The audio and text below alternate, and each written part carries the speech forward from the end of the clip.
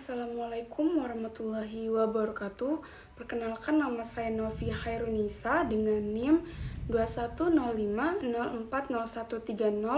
Di sini saya akan menjawab soal-soal UTS yang telah diberikan Ibu Marnia Rani selaku dosen pengampu Hukum Kekayaan Intelektual.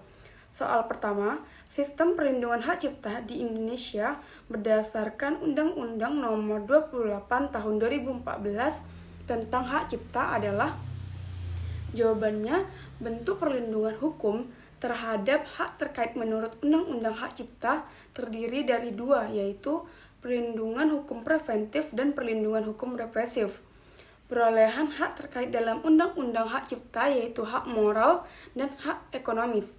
Hak moral pelaku pertunjukan merupakan hak yang melekat pada pelaku pertunjukan yang tidak dapat dihilangkan atau tidak dapat dihapus dengan alasan apapun, walaupun hak terkait telah dialihkan. Sedangkan hak ekonomi pelaku pertunjukan adalah suatu hak yang diberikan oleh undang-undang secara eksklusif kepada pencipta untuk memanfaatkan keuntungan suatu ciptaan yang biasanya berupa publikasi supaya salinan ciptaan atau fonogram dapat tersedia untuk publik dalam jumlah tertentu.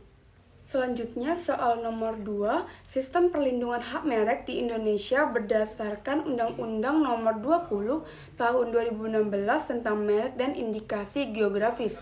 Jawabannya, perlindungan hukum yang diberikan oleh negara terhadap hak atas merek meliputi perlindungan merek dalam negeri maupun luar negeri, sebagaimana tersebut dalam prinsip timbal balik, di mana setiap anggota wajib memberikan perlindungan yang sama terhadap kekayaan intelektual warga anggota lain seperti perlindungan yang diberikan kepada anggotanya sendiri.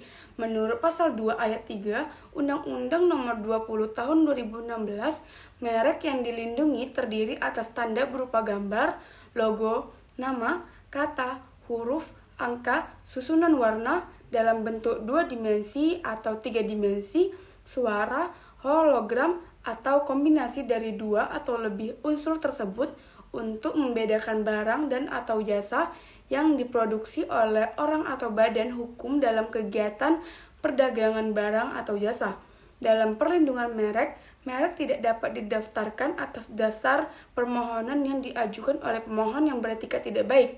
Pasal 35 Undang-Undang Nomor 20 Tahun 2016 menyebutkan bahwa merek terdaftar mendapat perlindungan hukum untuk jangka waktu 10 tahun sejak tanggal penerimaan, dan jangka waktu perlindungan itu dapat diperpanjang dan dapat diperpanjang dengan jangka waktu yang sama.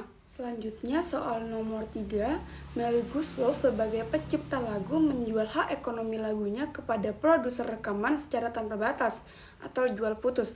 Berapa jangka waktu pengalihan hak ekonomi pencipta lagu kepada produser fonogram sehingga hak itu kembali lagi kepada Melly Goeslaw selaku pencipta lagu menurut Undang-Undang Nomor 28 Tahun 2014? Jawabannya, berdasarkan ketentuan terdapat di pasal 18 dan pasal 30. Undang-Undang Hak Cipta merumuskan pembatasan waktu yaitu 25 tahun bagi perjanjian jual putus atau pengalihan tanpa batas waktu agar hak ekonomi pencipta yaitu Melly Goeslaw dan pelaku pertunjukan dapat kembali seperti semula.